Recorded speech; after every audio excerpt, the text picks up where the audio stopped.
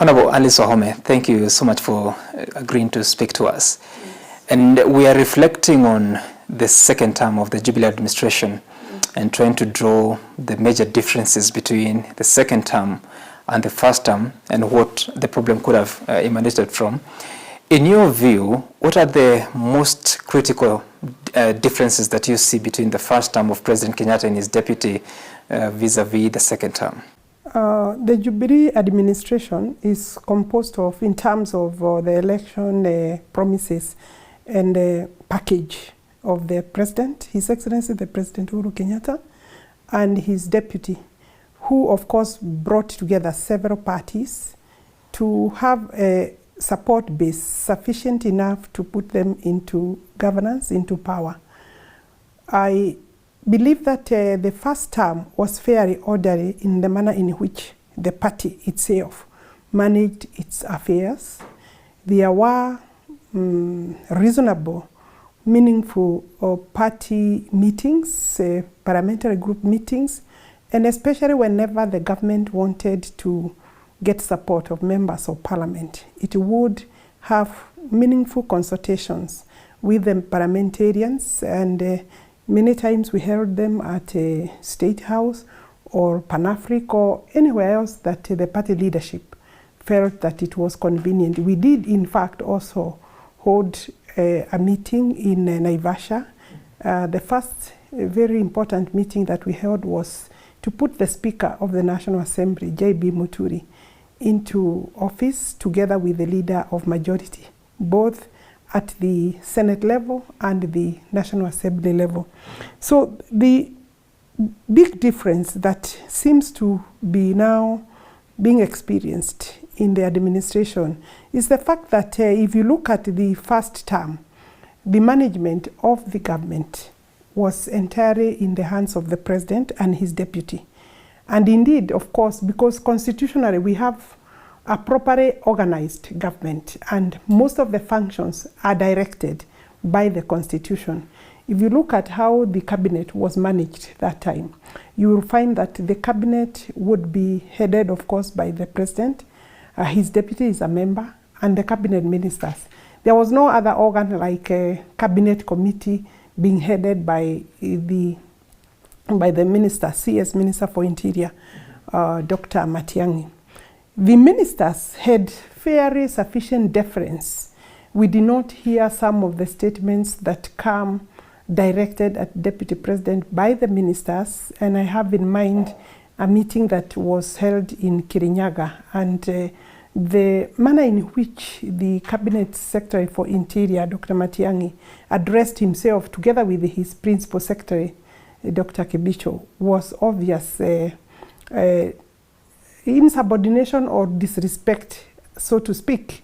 And these are employees. What did he say? He of course said very clearly that he receives and they receive directives from the President and they report only to the President. Those kind of statements are unwarranted unless they were feeling like there is another person who they would possibly be referring to. And in fact, it is true that the President is the final say. But in this government, where you bring together a Deputy President and his teams, it is not possible to have an arrangement where you are saying you are everything and you don't need to consult, and the government does not need to consult, including consulting the Deputy President. There has been an obvious relegation of duty and removing functions that the office of the Deputy President appeared, in my view, to carry out in the first term. And those functions, most of those functions, were now placed in the hands of Dr. Fred Matiang'i. But also that in the second term, there was another handshake, a handshake between the leader of opposition, the Right Honorable Raila Odinga, that occurred on 18th of March 2018, just about It was actually 9th of March. 9th of March, not 18, 9th of March 2018. And therefore that particular handshake brought with it the consultation with the leader of minority or the opposition leader, And it appeared from the beginning that the handshake was for the Right Honourable Raila Odinga and His Excellency the President. From observers and a person who is a member elected on the Jubilee Party, at no time did we sit as a parliamentary group to be told these changes are important and they emanate from this realization. You see, it is not just about, because information also is critical so that you don't have to add up things that ordinarily do not exist. So with that, then, the government appears to be having more than one person in charge. And especially around this time, when people are discussing about the BBI, of course, from the handshake, then we have gone to the discussions of the BBI. And I have said before, and I will repeat it in this interview, Sam, that the BBI was left for too long in the hands of, the handshake stayed for too long within the two people. And then even when the BBI was put together, there was no sufficient consultation. Why do I say so? A situation where you want to engage the country to have the constitution changed, you need to go further and wider to reach all sectors that are key, and especially the sectors that were involved in the 2010 constitutional making. We are talking about the civil society, we're talking about the faith-based organizations, that's the Muslim, the Hindu, the Christians. We were talking about I said the civil society, you are talking about private sector, you are talking about civilians, the Kenyans themselves. You are talking about professional bodies that were also consulted. And of course, we are talking about political parties. The inclusion of political parties is important because you want the goodwill of everybody. But the BBI, then if you look at the people who put it together, because after the president and the Right Honourable Raila Odinga came up with the idea, they also put up the team. Again, if you are going to put up a team to look at the issues that are critical for purposes of amending the constitution, the consultation need to be wide and far to reach each and every sector. And therefore, for me, I think that it wasn't also put right.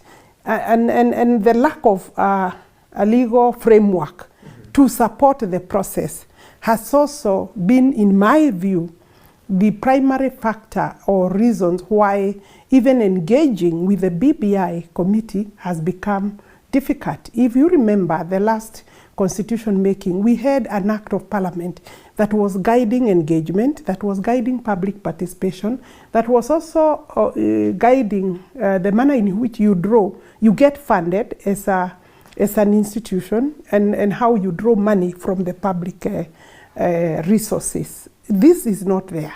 Does it not satisfy you that the president confessed that actually the deputy president was part of those that helped in picking some of the elders that sat in that team? Who knows that happened? He's possibly, the president is revealing this information too late in the day when he has allowed maybe suspicions to take place. But it's not really enough to consult the deputy president. I thought I said several sectors of this country.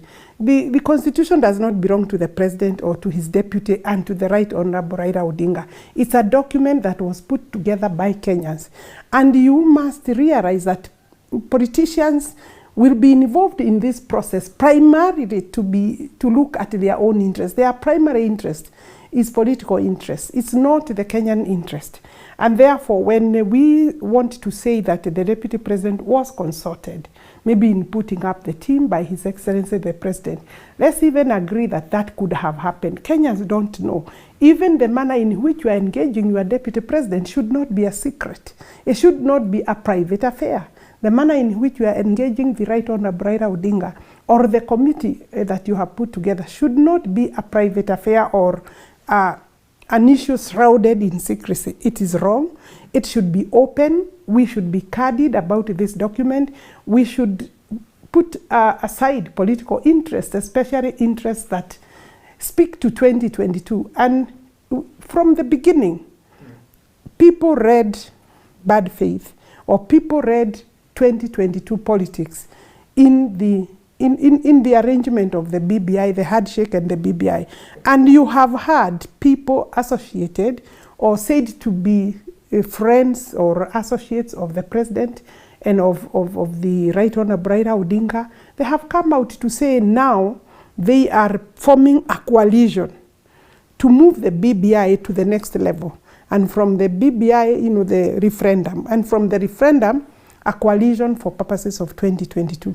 I don't think that's what Kenyans are looking for. So anyway, the question was the differences. Mm-hmm. There are differences because in this particular term, we have we also have the opposition that is not working as expected under the constitution, that has abandoned its mandate and it's pretending or it's working as if it is in the government.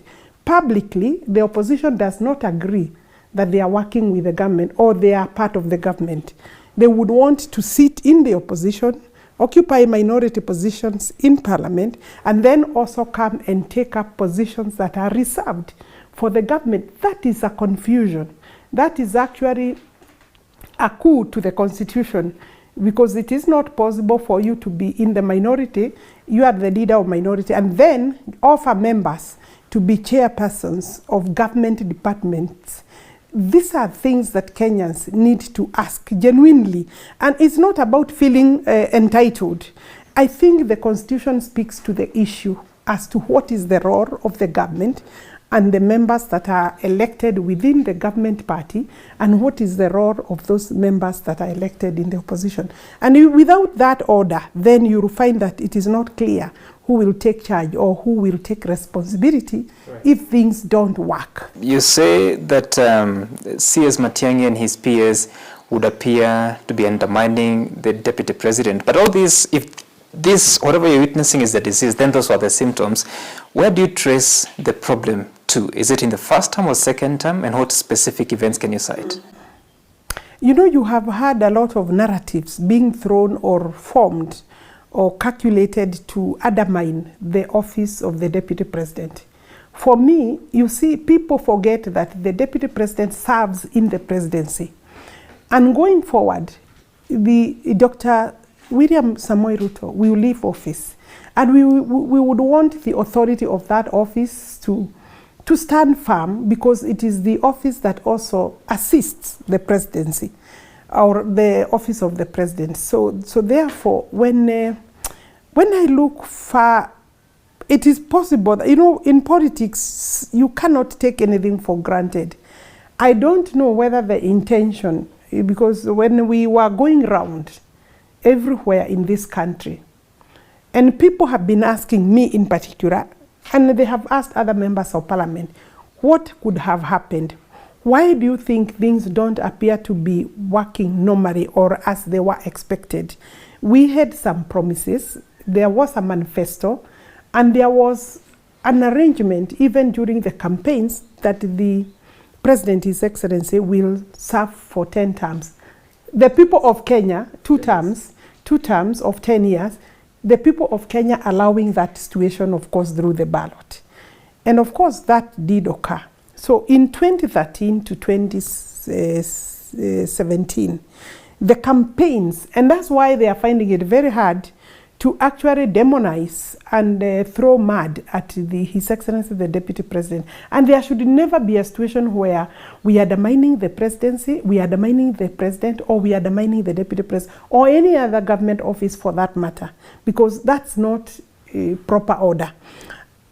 When you want to dwell into why the problem is there, some people will argue that in this particular term, there appear to be campaigns that were going on or that have been started by the Deputy President for purposes of 2022.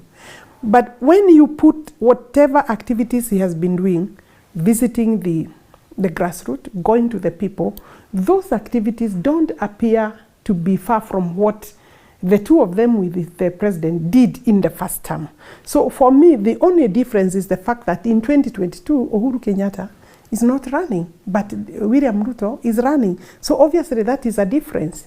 And it is possible that the people around the president would not want that smooth transition to occur that way, because it's granted that This is the second in command in terms of the party, because he's the deputy party leader. It would be expected if there is any other person to come to run or vie for that same office, then they would run through the Jubilee party. But you have seen activities at the Jubilee party led by the Secretary General and the Vice Chair programs, David Murathe, that are clearly speaking to the fact that they are not willing to support the Deputy President for the seat in 2022, even for the ticket, the party ticket, forget about the seat, the party ticket. And you see, they are not decision makers. Again, these are issues that you would want to ask. Where are the party organs that discipline those kind of members? Because even if you are saying you would be a candidate, you'll be running, it doesn't mean you are saying the party must give you. You are saying, I will offer myself, but the party organs must be exercised or engaged in such a manner that there is fairness, so that any person who is willing can come and compete on a fair platform. But when... Did you feel this sort of attitude before the expiry of the first term? Personally, I did not feel it. I did not see it coming. And it was never an obvious thing if it was there. There could be people who were planning behind the scenes in 2017, 2016. But again, you see, that is deceit, because if that is what you intended to do in 2018, from 2018, then you must, this should have been an agreement or a disengagement around 2017. There was room to disengage the Deputy President. And that's why our people who supported the Jubilee are feeling completely disengaged with the government. They don't feel part and parcel of some of the activities that the government is doing. I can tell you some. The people of Mount Kenya, for example, because I represent a region in Mount Kenya, and even the people of Rift Valley, you will hear it from their members who largely supported Jubilee, completely feel disconnected with the direction that His Excellency the President is taking the country. First, the fact that he seems to be in an alliance with the Right Honorable Raila Odinga, and it has not been processed through the party machinery, because it is possible you can engage, but engage and involve everybody. And the representatives of the people are the members of parliament, first and foremost. And secondly, you can also call the National Convention, so that then you engage those people elected through the party organ of the National Convention. That means everybody from the grassroots, because we do have, they are not sufficient. There are a few members that we elected quite a while ago, and we ought to have changed by last year. I think that was the deadline. No, the deadline was this year, March. We ought to have elected people through the grassroots members of the Jubilee. We didn't. And we, of course, because of COVID, but by now, of course, COVID is over. We ought to. It's not over. We don't know how long we can push it. Maybe as long as the disease will remain here with us. Because again, it's quite an engaging activity. We cannot do it now. But the point is, people do not feel part and parcel of some of those activities. And that explains why there is a difficulty and challenge in accepting the BBI. And particularly when they see that the key proponent of the BBI is actually the Right Honorable Raila Odinga. Because even His Excellency the President does not connect, he himself does not connect BBI with 2022. But the people who work with Raila, and even Raila himself, and people like Atwori, people like, and these are friends of, so to speak, of His Excellency the President. I say so because they don't always speak for the president, but sometimes they also speak and they say they think the president is going this direction. So it appears you've lost trust in the president then? You see, I don't know why that shouldn't be personal. I said the people I represent feel disconnected. And personally, I don't trust some of the things that are being done, because really we must question. And maybe that's where many people think that sometimes I'm rather aggressive or abrasive, because people in this country have continued speaking lies to the people of Kenya. even the intention of the BBI is not a genuine intention to change the constitution. And therefore, even now, we are telling people we are changing the constitution because we want to unite the country. Through some, maybe there are issues and it is necessary that we try and unite the country. But I want to tell Kenyans that, and even His Excellency the President and the Right Honorable Raila Odinga, I think they have lost the plot. They have lost the agenda of uniting the country, because there are so many people who right now do not accept that the BBI process will give us the results of uniting the country.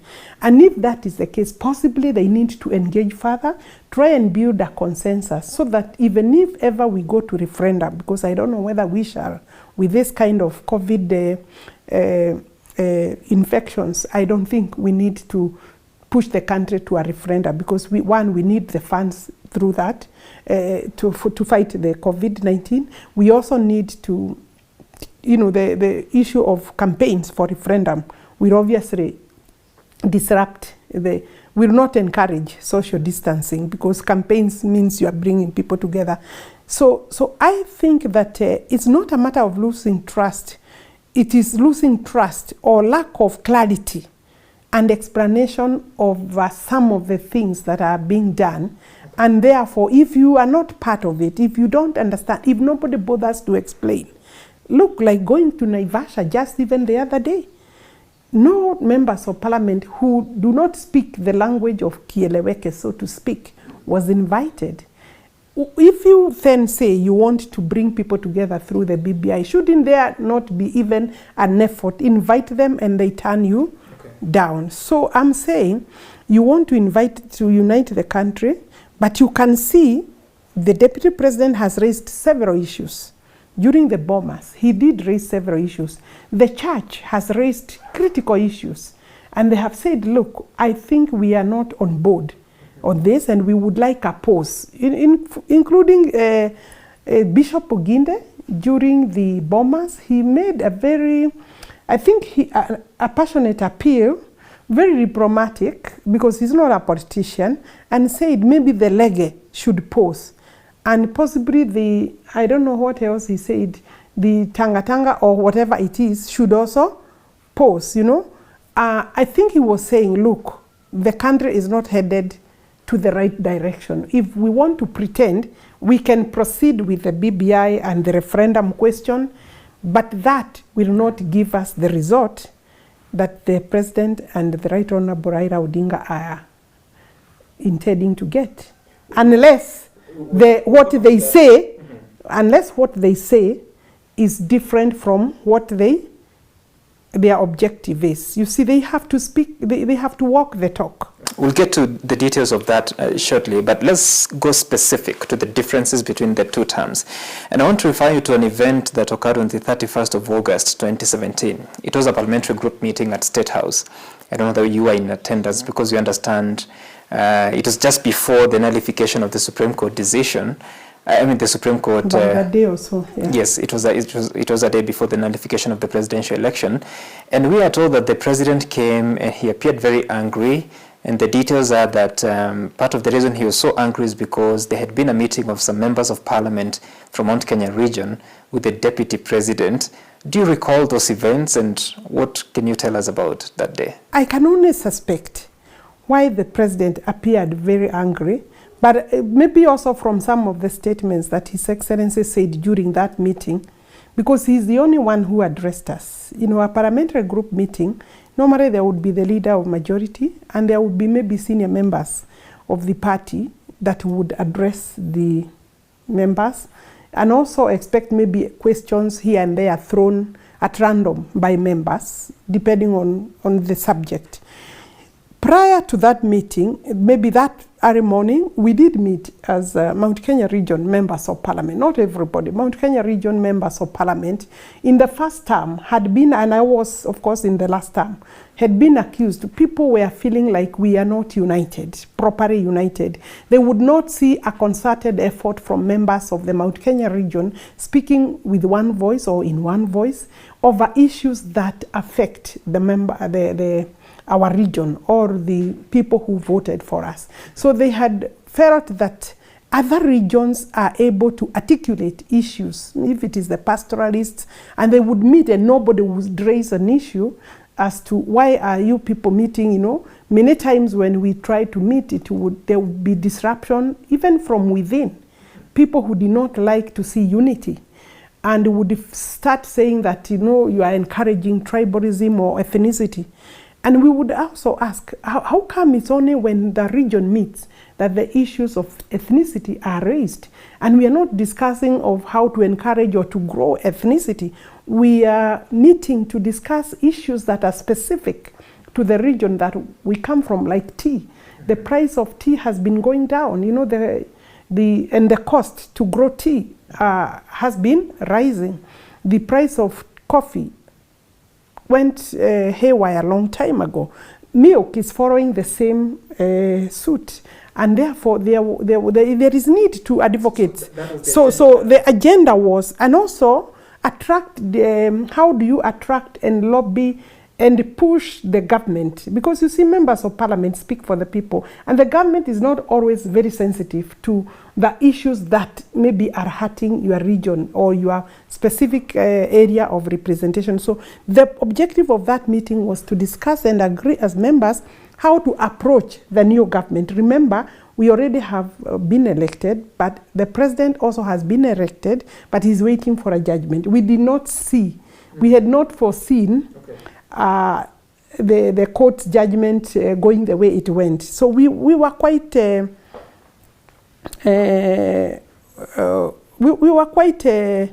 objective and interested in engaging the government as a team. And sometimes also the government requires you to be together to be able to push its agenda, because this is our government. So that seemed to have reached the president. Okay. And he referred to it and said, look, you cannot start thinking that you plan or you will organize or you meet somewhere to plan how to kind of organize as if you are the government. I think he felt like our meeting was to undermine his own authority in the government, which really was not the case. There was no time to explain, and there was no questions sought so that you can give answers. And the president was obviously very upset with us.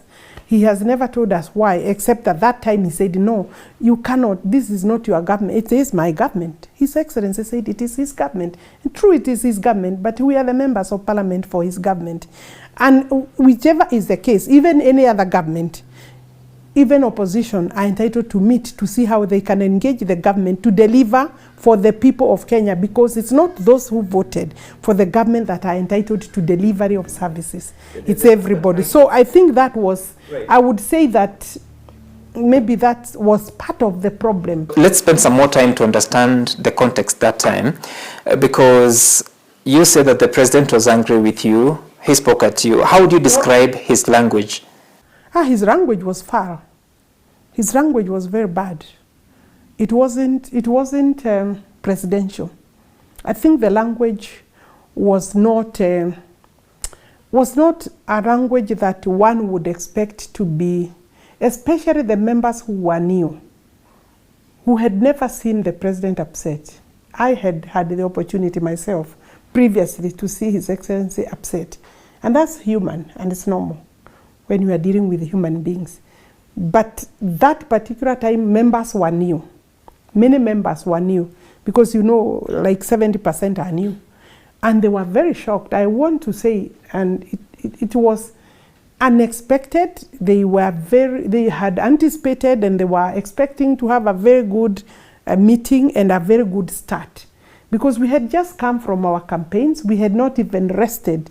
And all of us had a lot of zeal and had done a very good campaign. I think that was an anticlimax.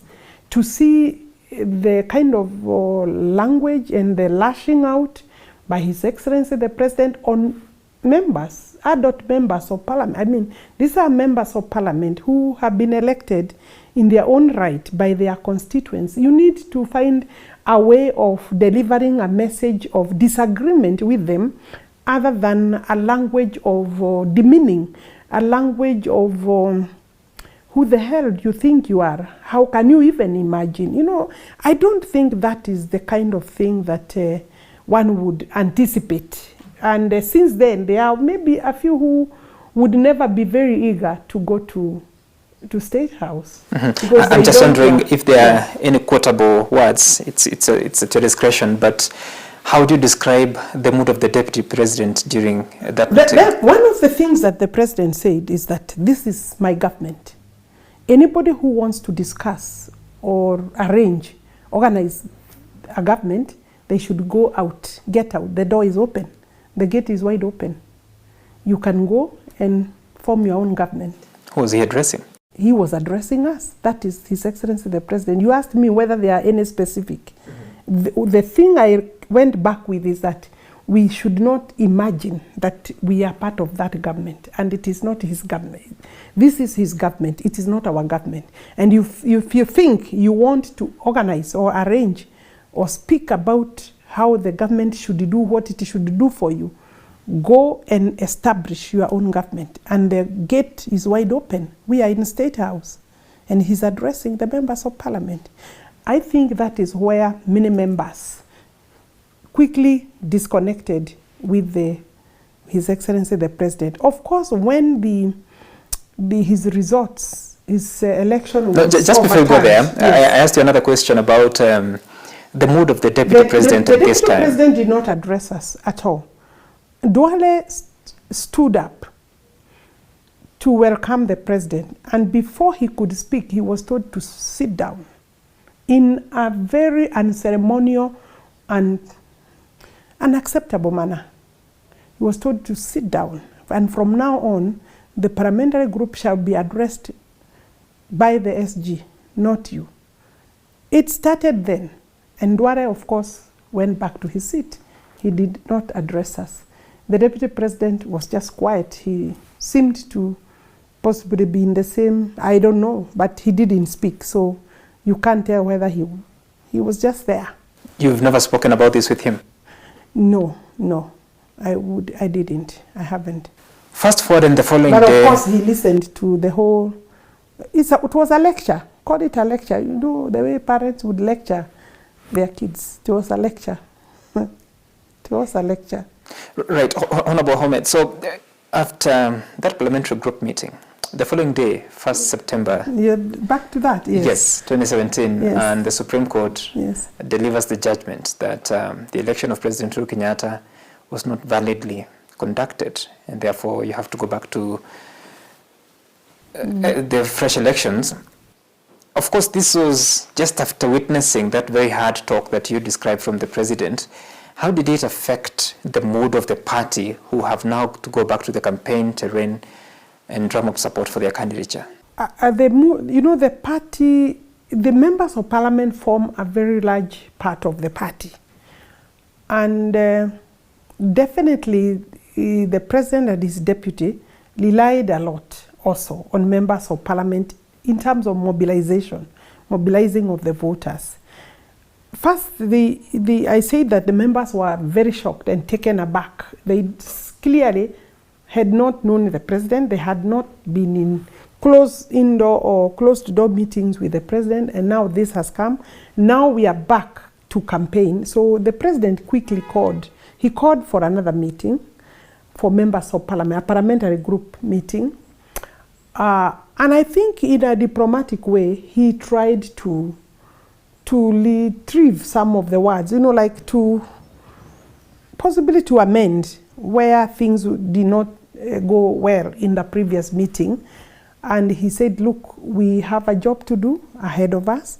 And he appealed to members to support his campaigns because, you see, members of Parliament were not affected. He appealed to members to support his campaigns and that he would expect the team to go as one team, and we did exactly that. So there was no bitterness on the side of MPs? I can't speak for all the members.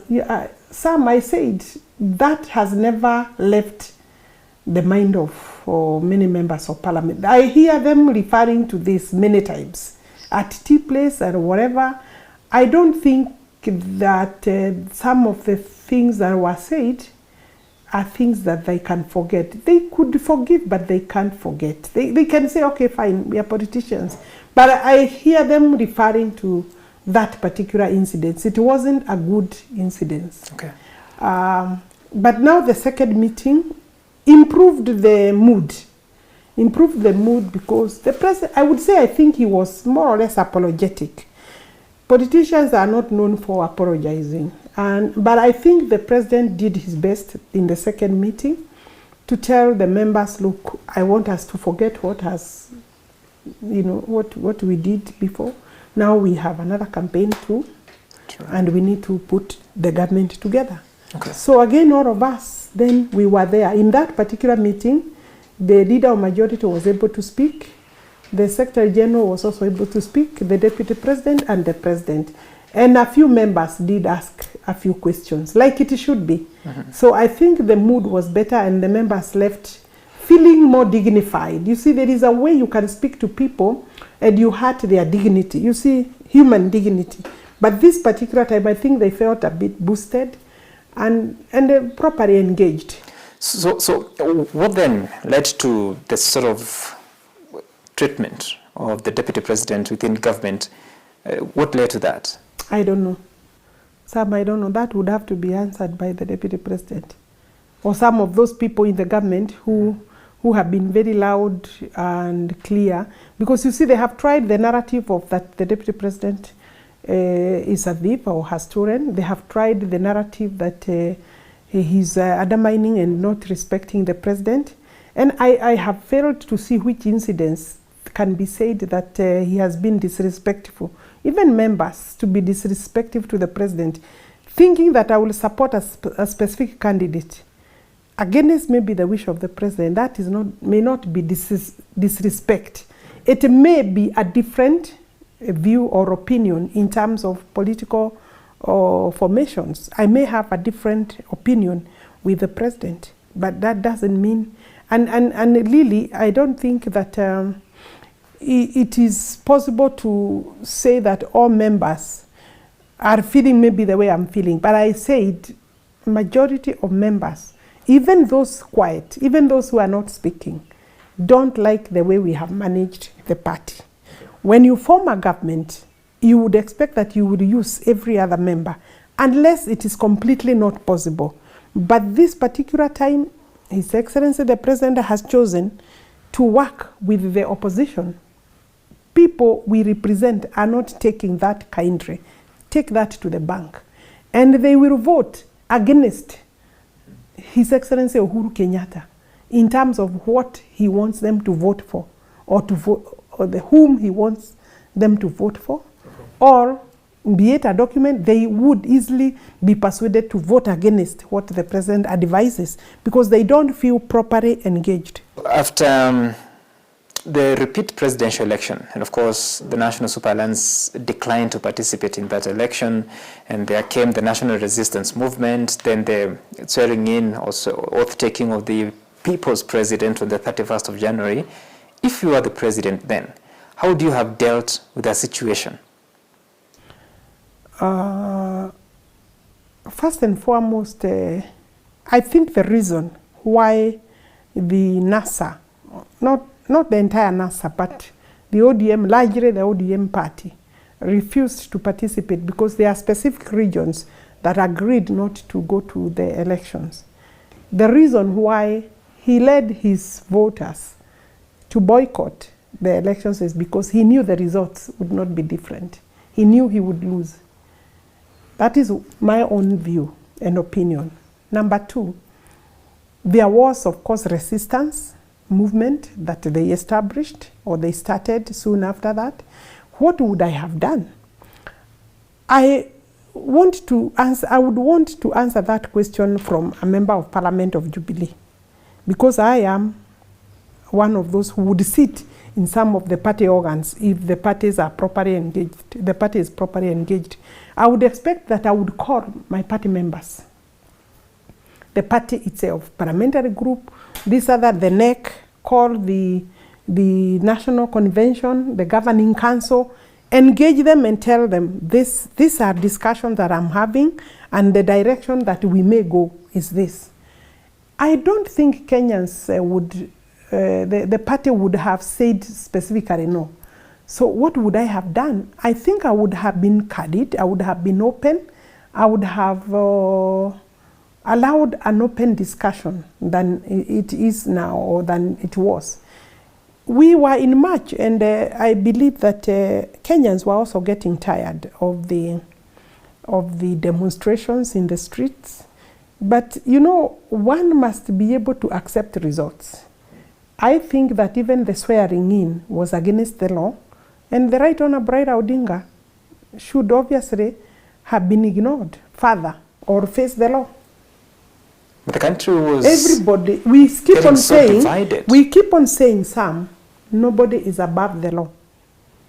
We also say that no one is bigger than an individual's interest is not bigger than the nation. I think those are the discussions that they should have held. Assuming the president wanted to share the government or to work, is that the arrangement? It is not. Because when they speak, they say they are not in government. So what is it that is there? This engagement is not clear. You cannot run a government in a manner that is not clear, because the government belongs to the people. You are only a trustee. That's really all I'm saying. If you have engaged the president, then visit the constitution. You have engaged your opponent, visit the constitution and allow a coalition that we can respect and say, because of ABCD, because of the events for the post-election events or the election events, the issues raised where we have reached, we now need to engage the constitution and see whether we can allow inclusion of the opposition to the government. I'm asking that because on several occasions, I think that's what I would have the president has said that they sat down and deliberated because the country was getting split in the middle, or was already, and it would appear that they are coming together sort of brought the political calm that the country enjoys. Don't you see anything good with that handshake? It may have brought maybe some calm from one side, but from where the side the president came from, people don't understand why he did that or why he has done that or what he's doing. People don't understand him because nobody has explained. You know, coming out with a statement like that is not engaging the people. I don't think that is what there was. There is something more. In my view, there is something more than, because why fail to engage even the closest people that formed the government with you, that worked to put the government in place with you? What is it that you don't want them to know? And can you arrange something that is not open to the rest of the public? I don't think even the people in the ODM understand, because at one time they were also not very happy, because if they're in the government, for heaven's sake, we have a constitution that can put them in the government. That's what I'm saying. Open the constitution then and engage the law, so that then whatever you are doing, it is not something that is not clear. It's not something that people are every day saying it has no validity of the law. You can have it validated under the law. Honorable Wahome, all area, in fact, even in other countries, right, when they feel that they want to work with the people who were in the opposition or who were running against them, then they engage the parties and they come up with something clear and understandable under the law. Yeah. And I assume that you're close to the deputy president. Maybe that's an assumption. Let's go with that. I said that because I've seen you in different meetings with the deputy president. But since the executive order number 1 of 2018 that made C.S. Matiang'i the chair of the coordination committee of cabinet, how much work or how engaged has the deputy president been in the government and the running of government? I don't know. You know, there are many things he does without us participating, because many don't participate in government activities. You know, we are members of parliament. Most of the times we engage him for purposes of our constituencies. I don't know how much. I really can't answer that question, Kadidri. But I see that many of the projects that he was launching, some are not there, or some manner in which the government can frustrate the continuity or the opening or commissioning of the projects. I don't even see Matiang'i himself opening those or engaging properly with the people. You see, you need a profile also. You need a profile. Personally, I wouldn't invite Matiang'i for any government project in my constituency if it is me who is working on it. I'm raising that question because I don't even think his office is constitutional. Wow. I'm raising that question because when you speak to different people, they tell us that in the first term, the deputy president was very visible, running the government agenda, whether it's in the public or even moving things within government. And we don't see much of that in this second term. Whenever I have listened to him when he has been asked that question, I have heard him saying most of the time he's an assistant to the president, and most of the things he does for and on behalf of the president. So sometimes if there is no work, then he can do other things. He has his own programs. You have seen him running different programs that are not necessarily government projects. So it is possible that some of the programs that he would do are not there. Is it therefore safe to say there's structural and that alienation? is not necessarily a good thing, you know? Those are the things that are annoying the people who voted for this government. Why would we want to disengage a deputy president who is earning a salary, who is available, who is your partner in the government? If you do that, in the name of who or who are you pleasing? What do you intend to achieve with that? Whatever you may intend to achieve will also have a negative impact on the other side, because there are also people who he brought on board, their votes he brought on board. If the purpose is to make him invisible or to reduce his contact with the voters, I think that it has failed totally. If you had to focus on the remaining 20 months to the expiry of the Jubilee term, because there will be an election on the 9th of August 2022, what do you think in the current setup is possible to achieve within the Jubilee administration? You see, if you will go back to what I said earlier, that the president intended to bring the country together so that post-election period is smoother, is neater, and it's more friendly with less less political tension, you know, and negative energies. If we proceed the way we are going with things, I find that maybe the political environment will be worse than it is today, than it has ever been. I am of the view that you cannot emasculate people. Where Kenya has reached, you need to allow political freedom. And the country appears to be, there are those people around the government that appear to be wanting to manage political environment instead of managing the government.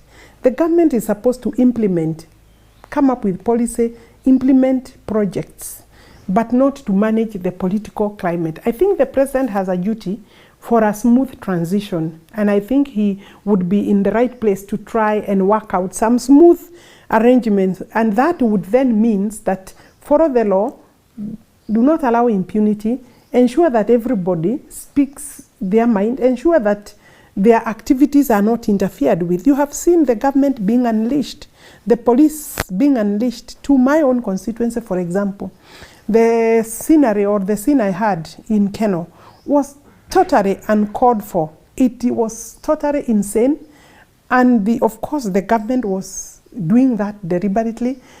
It is unfortunate that 2 young people died, but the reason they died is because the government supervised police brutality and ensuring that small boys who had no idea how it will turn out die in the process, but they could have stopped it before it happened because they knew that there were things being planned. We reported, the church reported, but you see, the government ensured that the police was not in time or on time to stop that. So the people were kind of left to work out from a bad situation. Thank God it's only 2 lives that we lost, because it could have been disaster. I think the people tried to manage the situation in a proper way. So in my view, but those don't things, you think there was the window of opportunity for yourselves that if you think it's going to be pretty risky, to just pull back and cancel the event? Why should I cancel the event because people are planning and the police and the security teams are aware? Is that really taking care of security? That is actually joining in the impunity. Kenyans are entitled to their freedom of worship. How do you close a church? Because people have said they will come and you have reported to police. Unless we are saying there is no security. Nobody at least told me, look, the OCPD assured me that things will be okay. I did engage the OCPD and they said, no, don't worry, we've been there twice, thrice. We are aware of what was being planned, but we have taken care of security. I'm raising that because the days that followed, we saw the invocation of the Public Order Act, saying that you have to notify the police at least 3 days before an event, and several meetings of the Deputy President being blocked. Even those were desperate moments of the government trying to curtail the Deputy President's activities. But those will also not work. Those will not work. You see, people must meet and must be allowed to meet. Political activities will continue in this country. These are not campaigns. People must be allowed to discuss, to engage, notify the police so that in case of any eventuality, then the police are aware. That is what the law says. It doesn't allow the police to stop your meeting from occurring unless there is very clear indication that the meeting is planning illegal activities or things that are likely to cause a breach of the peace. And that's why you inform the police so that they can take the necessary precaution. Again, so 20 months to go, and the Jubilee administration came into the second term with a manifesto, which later on was converted into the Big Four agenda. Time is running out, and there are so many challenges to do the economy, COVID-19. How much of that do you think is achievable in the remaining time? You see, our manifesto was sold to the people. So people are still waiting for delivery of services, and especially the entire manifesto, or at least the larger part of that manifesto. But the government has lost course because we started with very well. Instead, after the handshake, we started talking about the handshake for 2 years. While we are talking about the handshake, we forgot that there was Agenda 4. I think there was Agenda 4 or the Big Four agenda. The Big Four agenda, some of the things were okay. And I think also the agenda was very ambitious, over-ambitious. I was of the view that if His Excellency had picked maybe like universal health coverage and the food security, even an infrastructure, those three would have been sufficient. Forget about those other things like the housing. I hear the government talking about the housing as a key driving factor for employment, creation of employment. But you see, if you look at all the four, then it is unlikely that you can be able to deliver on the four. So we ought to have sat as a government and said, look, it is too over-ambitious, let's pick two and run with the two. Universal health coverage, for me, was critical, number one. Ensure that the national government is coming up with standards, quality assurance, and ensuring that that is taken up by the county governments, because most of the health functions are at the county level. And also support the counties to be able to deliver on the health coverage, universal health coverage. We haven't done that. There are no standards. There is no charter. If you look at the national government under the constitution is supposed to provide the standards, the quality assurance. All these county hospitals do not have the same standards. Some are working very hard to achieve maybe what they can, but you need a minimum standards, for example, of what to expect when I enter into a level 4 hospital or a level 5 hospital, because the national government has insisted and has outlined in a clear document, in agreement, of course, with the counties, that this is what we must be able to deliver. That is not happening. So in the remaining 18 months, we are now even thinking about a referendum. Are we going to do the referendum, or are we going to provide health services, or are we going to fight the COVID? The government needs to retreat back, including the other people around the government, including that Right Honorable Raila Odinga himself, because he's part of this government. The way he has been operating, you see, he's the one who has been giving the timelines, even for the BBI timelines, for the referendum.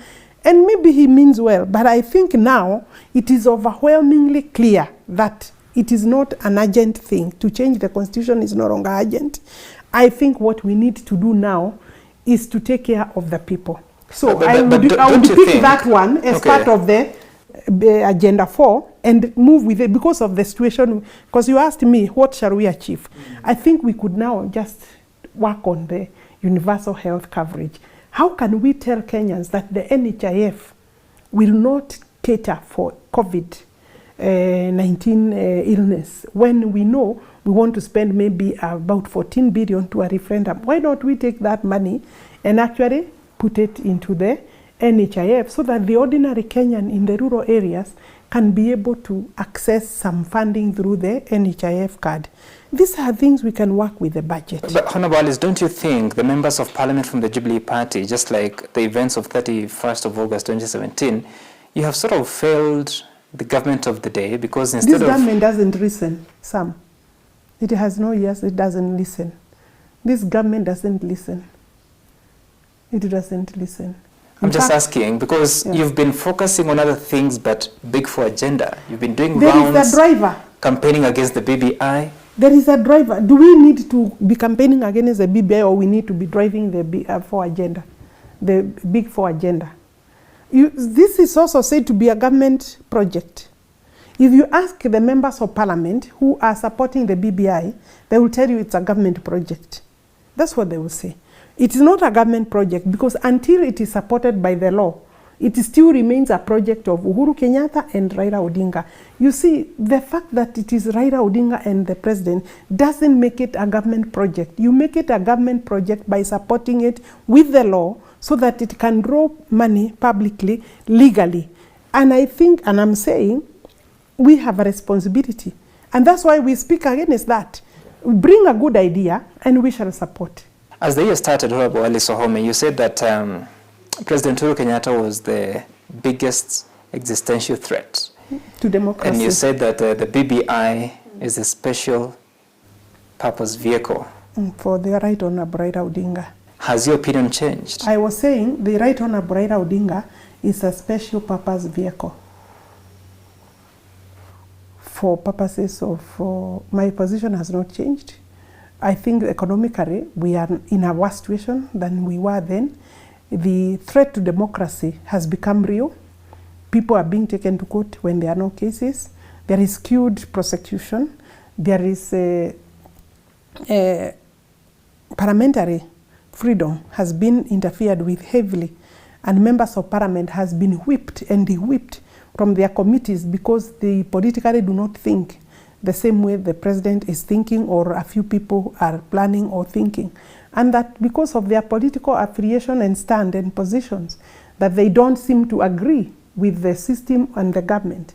And therefore, I have not changed. I think the President Uhuru Kenyatta has not been helpful to nurturing democracy in this country. Those things like the brutality the police have meted out on Kenyans, having lawful meetings. You know, there are no illegal meetings in this country except the ones that are planning for criminal activities.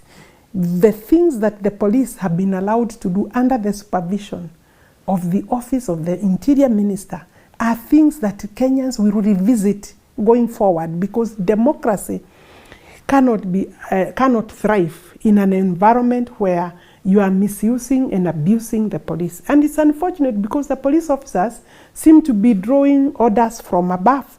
That we finished with the 2010 Constitution. The IG can never quote orders from above. He must quote the law. He must quote the Constitution. He's an independent office, and whenever orders come from above, those are illegal orders. And therefore, I haven't changed my position, but I would want my president to have a better legacy. I would want him to achieve the Big Four agenda, but it is obviously very late. If I were the president, I would stop the BBI train now and disembark, leave it to crash, and get on board on his Big Four agenda and isolate what he can do between now then he will not have resolved the challenges of January 31st, 2018. They will not be resolved.